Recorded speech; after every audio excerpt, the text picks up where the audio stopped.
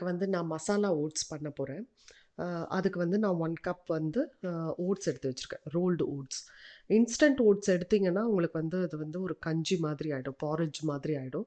அதனால rolled oats எடுத்தீங்கன்னா, உங்களுக்கு வந்து அந்த டெக்ஸ்சர் நல்லாயிருக்கும். சாப்பிடும்போது நல்லாயிருக்கும். இன்ஸ்டன்ட் ஓட்ஸ்ல வந்து நீங்க வந்து ஒரு பேபி ஃபுட் சாப்பிடுற மாதிரி வரும். ஸோ, அதனால நீங்க ரோல்டு ஓட்ஸ் எடுத்துக்கோங்க. அதுக்கு வந்து ஒரு வெங்காயம், ஒரு பாதி கேரட்டு, ஒரு சின்ன உருளைக்கிழங்கு, அப்புறம் ஒரு 2 டேபிள் ஸ்பூன் அளவுக்கு பட்டாணி இதெல்லாம் எடுத்து ரெடி பண்ணி வச்சுருக்கேன். இது பார்த்தீங்கன்னா, இந்த அளவு குட்டி குட்டியா அழகா க்யூப்ஸா கட் பண்ணிக்கோங்க. அதுக்கு வந்து 1 டீஸ்பூன் ஜிஞ்சர் கார்லிக் பேஸ்ட், அப்புறம் ஒரு 3 பச்சை மிளகா. உங்களுக்கு பச்சை மிளகாய் இல்ல, சில்லி பவுடர் போடணும்னு ஆசையா இருந்தா போட்டுக்கலாம் நீங்க. ஸோ, இப்ப நம்ம வந்து மசாலா ஓட்ஸ் பண்ண ஆரம்பிச்சிடலாம். ஒரு பேனை வச்சு எண்ணெய்லாம் எதுவும் ஊத்தாம இந்த ஓட்ஸை வந்து கொஞ்சம் வறுத்து எடுத்துக்கணும்.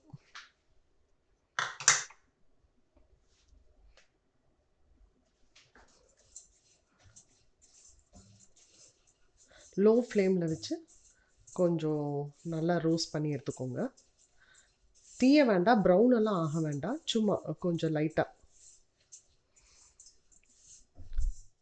இப்போ எடுத்து பார்த்தீங்கன்னா தொட்டு பார்த்தா கொஞ்சம் லைட்டாக வார்மாக இருந்தால் போதும். ஸோ இதை நான் எடுத்துடுறேன். ஸோ பேனை ஆன் பண்ணிவிட்டு கொஞ்சம் எண்ணெய் ஊற்றிக்கலாம்.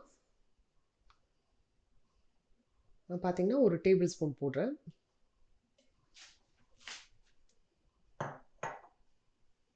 எண்ணெய் பார்த்தீங்கன்னா காஞ்சிடுச்சு. இப்போ வந்து கட் பண்ணி வச்ச வெங்காயம் ஆட் பண்ணிடலாம்.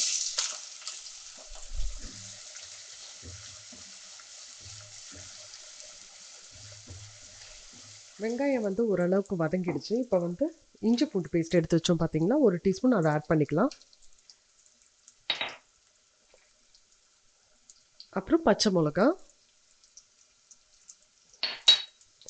இது கொஞ்சம் இந்த இஞ்சி பூண்டு பேஸ்ட் வந்து கொஞ்சம் அந்த ஸ்மெல் போகிற வரைக்கும் வதக்கிக்கலாம்.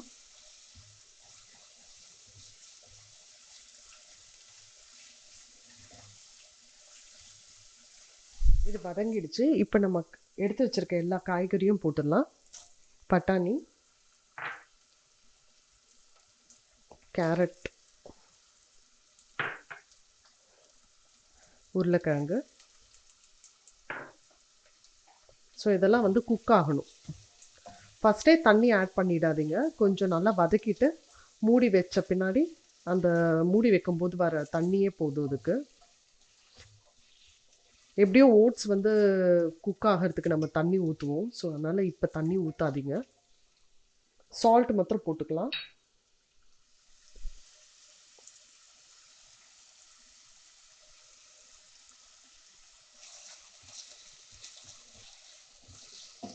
காய் பார்த்தீங்கன்னா ஓரளவுக்கு நல்லா வதங்கிடுச்சு.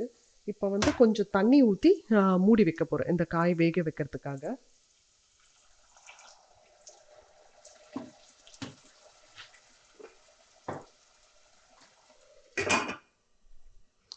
ஒரு 5 மினிட்ஸில் இது காயெல்லாம் வந்து குக் ஆகிடும். நெக்ஸ்ட்டு வந்து நம்ம இந்த ஓட்ஸ் ஆட் பண்ண போகிறோம் இதோட.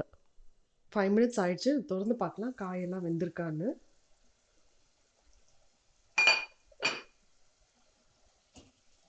நல்லா வெந்துருச்சு. ஸோ இந்த டைமில் வந்து நம்ம ஓட்ஸ் ஆட் பண்ணிக்கலாம்.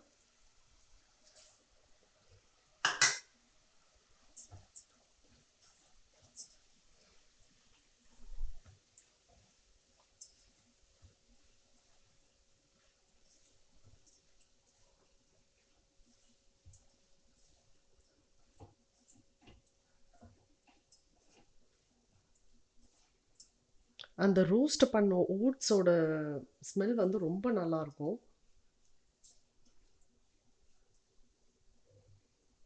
ஸோ இது குக் ஆகிறதுக்கு வந்து நம்ம 1 கப்பு ஓட்ஸுக்கு வந்து 2 கப்பு தண்ணி ஊற்றிக்கலாம்.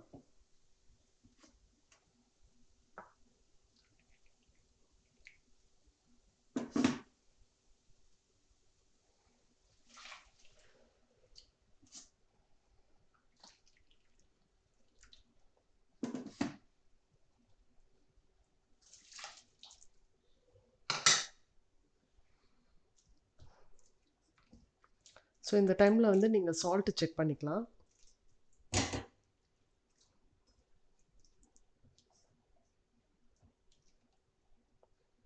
கொஞ்சம் லைட்டாக நான் வந்து ஒரு ஃப்ளேவருக்காக கரம் மசாலா ஆட் பண்ணுறேன்.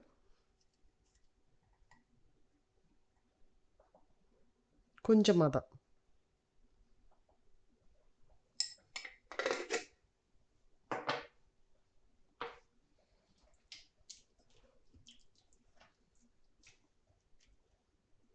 இது வந்து ஒரு நல்ல பிரேக்ஃபாஸ்ட்டு. ஸோ இதை மூடி வச்சிடலாம். இது வந்து மூடி போட்டு ஒரு 5 மினிட்ஸ் குக் ஆகட்டும். 5 மினிட்ஸ் ஆயிடுச்சு. இப்போ எடுத்து நம்ம பார்க்கலாம் குக் ஆயிடுச்சான்னு.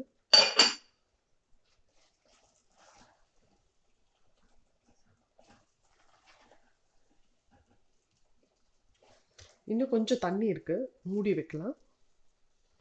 லோ ஃப்ளேம்லேயே இருக்கட்டும்.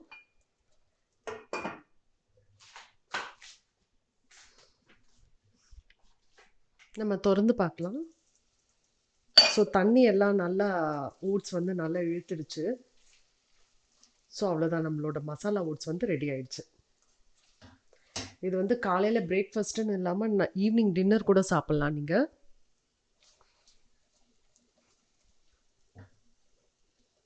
நம்மளோட மசாலா ஓட்ஸ் வந்து ரெடி ஆயிடுச்சு. இதை நீங்கள் வீட்டில் ட்ரை பண்ணி பாருங்கள், கண்டிப்பாக உங்களுக்கு பிடிக்கும். மற்ற வீடியோஸையும் பாருங்கள். தேங்க்யூ.